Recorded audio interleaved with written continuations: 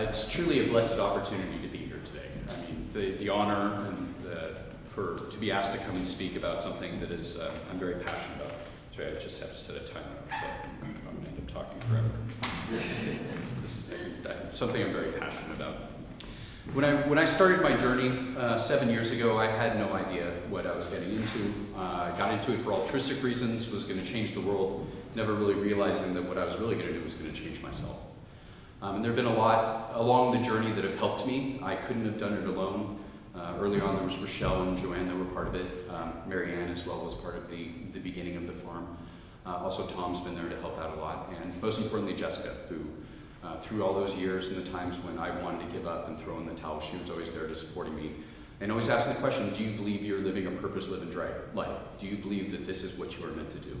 The answer was always yes. And so she said, well then stick with it, even through the tough times, because that's very appropriate. Fear of failure, we learn more from our mistakes than we do from our successes. And it's been a long journey. It's not as successful as I would like it to do, but again, it's always a learning and a growing opportunity. So today what I want to talk to you about is food safety and food security, and also for food sovereignty. So the idea of food safety is the idea of having safe food. In the modern food production system, the idea of food safety is foodborne pathogens, so namely E. coli and salmonella and stuff like that into our food production system. But I honestly feel that actually there's another part of food safety that goes into that nobody actually talks about, and that is the use of petrochemicals and pesticides and herbicides that are being sprayed on our food. In many cases, those are harmful, especially in the conventional food system. Obviously, there are pesticides and these type of things are used in all different types of food production. But in conventional food in particular, there are much, much harsher chemicals and stuff like that. And a lot of them actually either don't or almost impossible to wash off of our produce. So we are actually, in the idea of food safety, is there are more things about safe food beyond just those foodborne pathogens that can make us sick. There are those other things being put onto it where we may not notice it, but they are making us sick in a variety of different ways. The concept of food sovereignty. So the definition of food sovereignty is to have our food grown in a manner in which we find both personally and culturally acceptable. What goes in your food? How is it grown? Is it using sustainable methods? Are we using these big agrochemicals? What is going into that type of food production? And when we step back and we look at it, the idea of our food sovereignty, who we have contracted our food production system out to, is the large agribusinesses. So things such as Eli Lilly, DuPont, and the most evil corporation in the world, Monsanto. The modern agricultural paradigm with the genetically modified foods and such like that, they've been told that this is how we're going to grow food, that this is going to provide much more productive types of food into our system and healthier and feed the world. Research over the years has actually proven that that is not the case. Regenerative organic agriculture is much more productive per square meter, per square acre of land than our GMOs are doing, and it's being done in harmony with the earth and working with the natural processes rather than trying to force nature to do what we want it to do. I think nature's been doing it perfectly for billions of years. I think it's hubris of humanity to think that we can come in and do it better by switching out different parts of the genetic structure as well. Obviously, genetically modified and crossbreeding are two totally different things. Obviously, we've been crossbreeding our food for generations and thousands of years. Maize is a perfect example. It used to be a grassland that created the corn product. And then probably one of my favorites is probably one of the most ubiquitous plants, and one of the most is the plants in the brassica family. So again, a grass. Now you've got kales and collards and Brussels sprouts and mustards and cabbage and all these different products that were all crossbred from this one particular type of plant. And created this enormous abundance of foodstuffs into our food system. That's much different than genetically modifying and splicing genomes of different plants and different bacteria and such into the genetic structure of plants.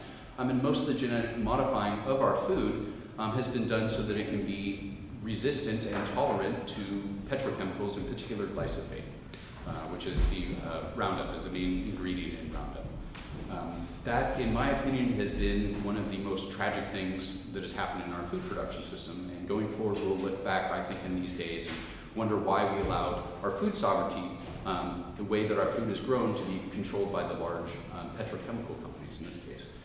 This has been a journey for me, a very personal one. I know a lot of you know I've been on crutches for the last few months, and it's been happening sort of time after time. It took me a long time to actually about 15 years to actually figure out what it was. Thank you for Laura for helping to support that and just really understanding that food is medicine and food is health, and about 90% of the illnesses and problems we have with our physical structures can all be traced back to diet. I mean, we are what we eat.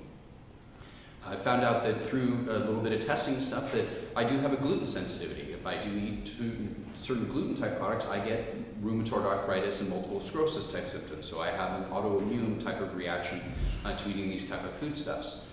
And doing a little bit more research into it, I found out it's probably actually not the gluten. Humans have been eating gluten for 3,000 years, and then the incidence of irritable bowel syndrome, celiac disease, and all sorts of digestive disorders have really exploded just in the last 20 or 30 years.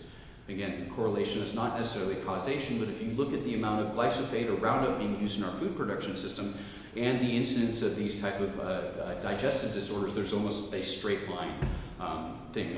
And I think originally, 30 years ago, I think maybe 30 million pounds of Roundup was used in the environment. Now I think last year they used 300 or 400 million pounds of Roundup into our food production system. Found out something recently too as well. Not only Roundup is being sprayed on our crops, genetically modified crops that have been designed to be able to withstand that and not be killed by those products.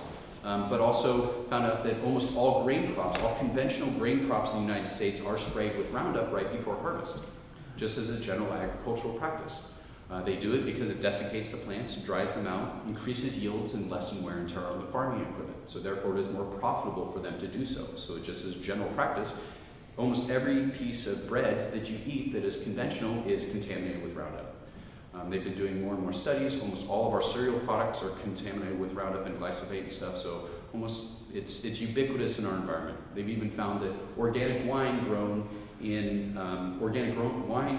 Napa Valley is testing positive for glyphosate because it is being ubiquitous into our food production system.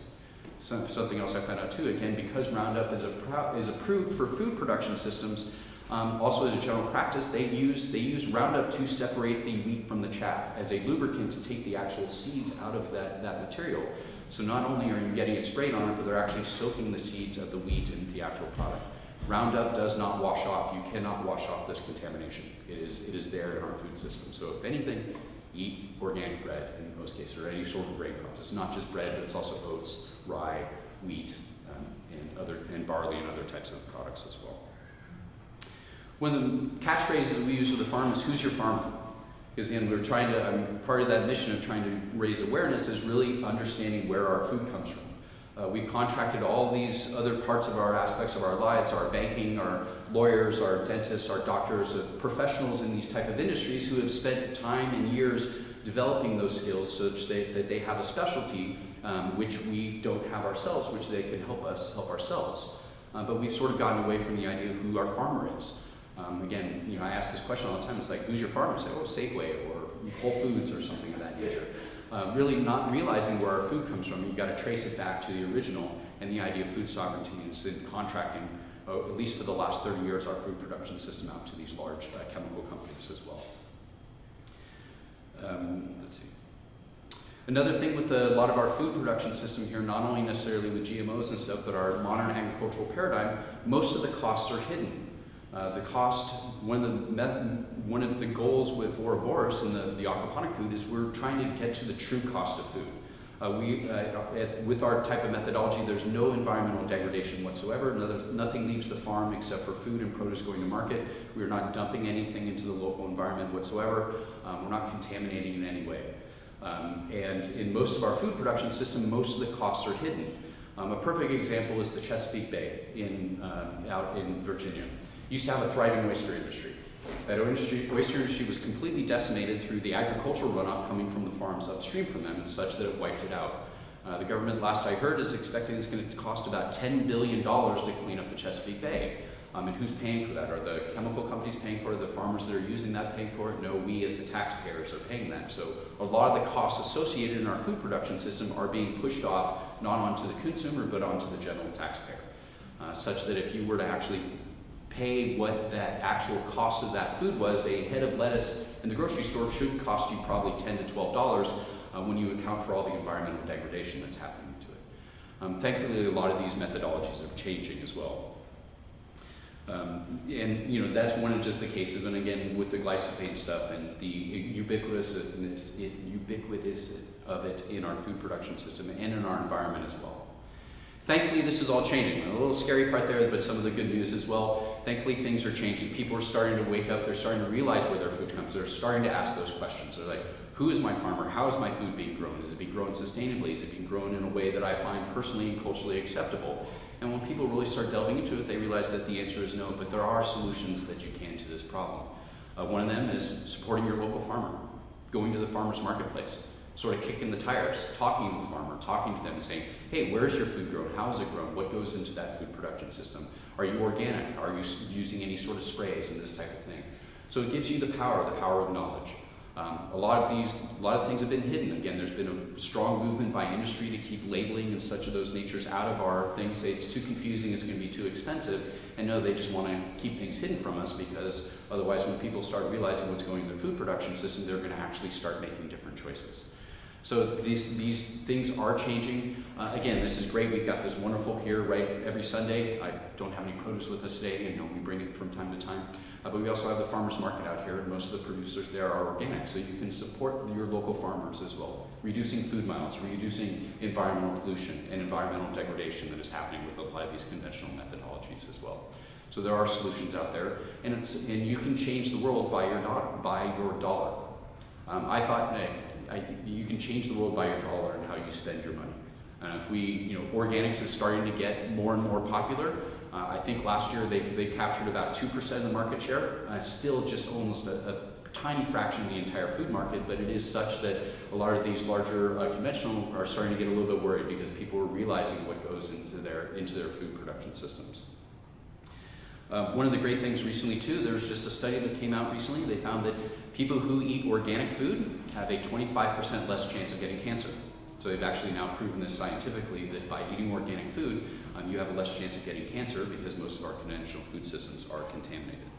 Also, another great thing too, there was recently a lawsuit within the last 4 to 6 months against Monsanto, almost a $300 million verdict. And the reason why that verdict went through by the jury is they were actually given access to Monsanto's internal documents, which proved that Monsanto has known for at least 20 years that Roundup causes cancer. They've known it. They've been continuing to apply it to our food production system purposefully. In my personal opinion, they're doing it purposely to try to poison us and get us into the sick care system, because our medical system is not about curing disease, it's all about masking symptoms. And so it's just a kind of an insidious methodology that's happening, is our food's making us sick, and then the doctors aren't getting us to get well as well, because in medical schools, they don't teach any sort of nutrition classes. And it changed recently, but I know up till recently, they're not a single nutrition class is taught in any medical schools. There's nothing about it. And again, about 90% of our food, 90% of our illnesses can all be traced back to diet. You are what you eat. So my recommendation is to support your local farmers, find out who's growing your food, eat organic as much as possible. Again, there is a cost structure that goes to it, so it's not always possible, and it's hard to find, especially if we're eating out what is being done. But you are the solution to your own health needs, and you are the solution to the food paradigm of the future, and taking back our food safety and taking back our food sovereignty. Thank you so very much.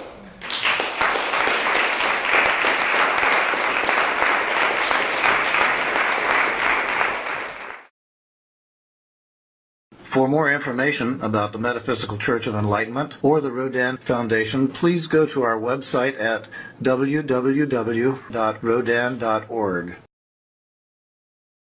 If you have been inspired by the revelations shared in these podcasts, please donate to the Rodin Foundation's ongoing efforts to help others help themselves at www.rodin.org/donate.